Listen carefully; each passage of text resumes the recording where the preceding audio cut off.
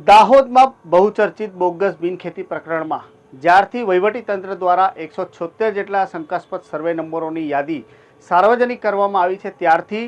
શંકાસ્પદ સર્વે નંબરોમાં વસવાટ કરતા રહીશો તેમજ મિલકત ધારકો તથા ખાસ કરીને બિલ્ડર લોભીમાં એક પ્રકારના છુપા ભય સાથે હવે આગળ શું થશે તે જાણવાની જિજ્ઞાસા સાથે કુતૂહલ સર્જાયો છે। તેમાં એ ખાસ કરીને જે લોકો બોનોફાઇડ પરચેસર છે, જે લોકોને રેવન્યુ વિભાગની આંટીઘૂંટી અથવા નિયમોની જાણકારી નથી, તેઓ અજાણતા ફક્ત સરકારી લેટર જે ખોટો છે કે સાચો તેની ખરાઈ કર્યા વગર નિર્દોષપણે પોતાની એક એક પાઈ ભેગી કરીને વસાવેલી મિલકત શંકાસ્પદ સર્વે નંબરમાં જાહેર કરવામાં આવી છે। તેમાં શું તેમની મિલકતો પર બુલડોઝર ચાલી જશે અથવા તેમને બહુ મોટી રકમ ભરવાની આવશે અથવા આગળ શું કાર્યવાહી થશે, તેમને ન્યાય મળશે કે નહીં, આ તમામ બાબતની ચિંતાની સાથે એક પ્રકારની અસમંજસતા ફેલાયેલી છે। આજે અમે આ વિડીયોના માધ્યમથી જે લોકોના મનમાં અસમંજસતા ફેલાયેલી છે તે દૂર કરવાનો પ્રયાસ કરીશું। નમસ્કાર દર્શક મિત્રો, હું છું રાજેન્દ્ર શર્મા અને આપ જોઈ રહ્યા છો દાહોદ લાઈવ।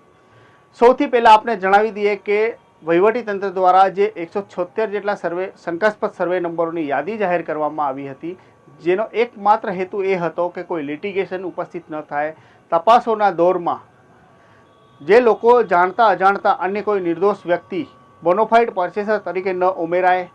તે માટે સાર્વજનિક કરવામાં આવી હતી અને તે જ દિવસે વધુ 2 સર્વે નંબરોનો સમાવેશ થતાં આ આંકડો 178 પર પહોંચ્યો હતો, જેમાં કલેક્ટર દ્વારા નિયુક્ત કરેલી ટીમોની ચકાસણી દરમિયાન 4 સર્વે નંબરો એવા હતા કે જેમને પ્રાથમિક તપાસમાં રેકોર્ડ ખરાઈ કરી ન શક્યા હતા, પરંતુ પાછળથી તેઓની રેકોર્ડ ખરાઈ કરી નાખતા 178માંથી 4 સર્વે નંબરો બાકાત થયા હતા। ત્યારબાદ આ આંકડો 174 પર પહોંચ્યો હતો।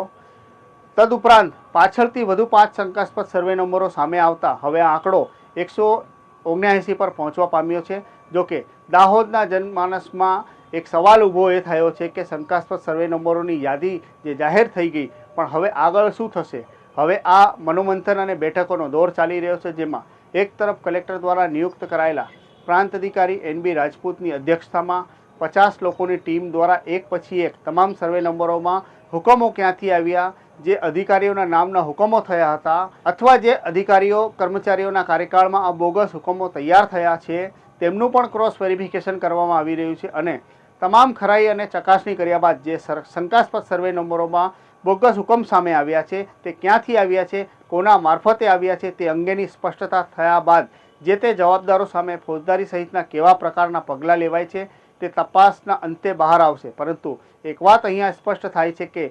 બોનોફાઇડ પરચેસરના પ્રોટેક્શન માટે વહીવટીતંત્ર અને સરકાર સકારાત્મક અભિગમ અપનાવી રહી છે। અત્યારે તો વડી કચેરીના આદેશો અનુસાર કલેક્ટર યોગેશ નિરગુડેના માર્ગદર્શનમાં વહીવટીતંત્રની ટીમો વચ્ચે બેઠકોનો દોર ચાલી રહ્યો છે, મનોમંથન ચાલી રહ્યો છે કે આખરે સરકારનું પ્રીમિયમ કોણ ભરશે। રેવન્યુ ખાતાની અંદર મામલતદાર તરીકે અમે જુદી જુદી ટીમો બનાવી અને કેટલાક એવા ખોટા ઓર્ડરો છે જે અત્યાર સુધી આપણે સંદિગ્ધ કહેતા હતા, પણ જ્યારે એને આધારભૂત પ્રમાણ અને ચોક્કસ એવિડન્સ ન મળવાથી આવા હુકમોની સામે કાયદેસરતા એમ કે કરવા માટે અમે અમારી ટીમો બનાવી હતી અને 179 જેટલા હુકમો છે દાહોદ તાલુકાના જે ખોટા હુકમો છે અને એના આધાર પર જે ઇન્ક્વાયરીઓ થઈ છે ખરેખર એ હુકમો કરનાર છે એમને પણ ટૂંક સમયમાં અમે સાંભળીશું। અગર તો એ ખરેખર હુકમ ક્યાંથી લાયા છે, કેવી રીતે લાયા છે એની પણ અમે તપાસો આદરેલી છે। પરંતુ આખી મેટરની અંદર એક વસ્તુ છે કે એ ખોટા હુકમના આધારે રેવન્યુ રેકોર્ડ પર જે એન્ટ્રીઓ પડેલી છે અને એન્ટ્રીઓ પડ્યા પછી એ જમીનોને કેટલાક પ્લોટિંગ થઈ અને લોકો પાસે એને રજિસ્ટર દસ્તાવેજથી આપવામાં આવેલી છે જે તે ખાતેદારો તરફથી, અને એ આપ્યા પછી એને આમ જોઈએ તો એને બોનોફાઇડ પરચેઝર જ કહેવાય અને એ બોનોફાઇડ પરચેઝરના આધાર પર જેણે લીધી છે કે એને ખુદને ખબર નથી કે આ જમીન ખરેખર સાચી રીતે બિનખેતી થયેલી છે અથવા તો બીજી કોઈ મડાકોટ છે, એ પબ્લિક તરીકે એમને ખબર ના હોય, રેવન્યુના નિયમોની પણ એમને ખબર ના હોય, પણ એ ગુડ ફેથની અંદર અને પોતાનું મકાનો બનાવવા માટે આ જે આ લીધેલી છે અને એનું પ્રોટેક્શન કરવા માટે પણ અમે કટિબદ્ધ થયેલા છીએ। ટૂંક સમયમાં આ બાબતમાં સરકારમાં પણ દરખાસ્તો ગયેલી છે અને સરકાર પણ આ બાબતે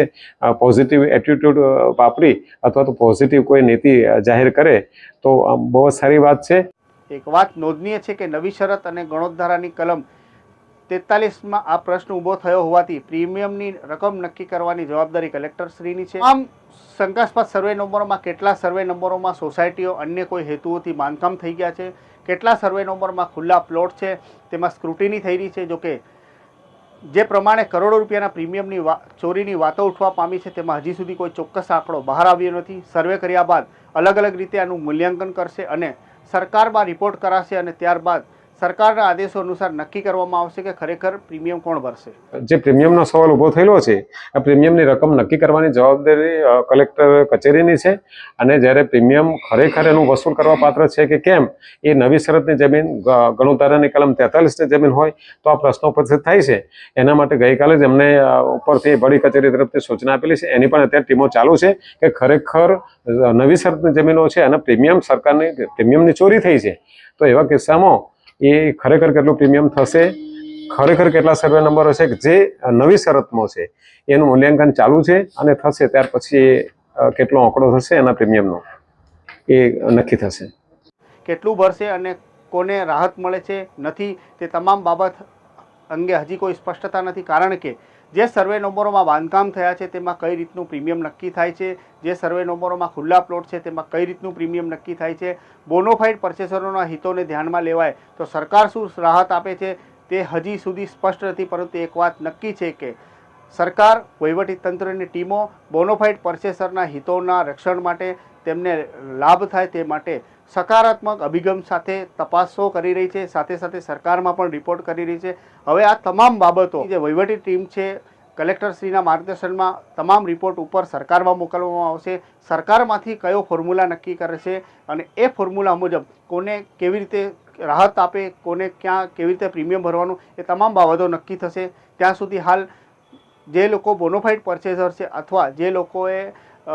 જાણતા અજાણતા ખાલી એક સરકારી લેટર ઉપર એ સાચો છે કે ખોટો છે તેની ખરાઈ કર્યા વગર લીધા છે, જે નિર્દોષ છે તેને કોઈ પણ પ્રકારની ડરવાની કે ગભરાવાની જરૂર નથી. કારણ કે વહીવટીતંત્ર અને સરકાર તેમના હિતોના રક્ષણ માટે કટિબદ્ધ છે અને તેઓને ચોક્કસથી આવનારા સમયમાં લાભ થશે તે દિશામાં વહીવટીતંત્ર અને સરકાર કામ કરી રહી છે. ધન્યવાદ.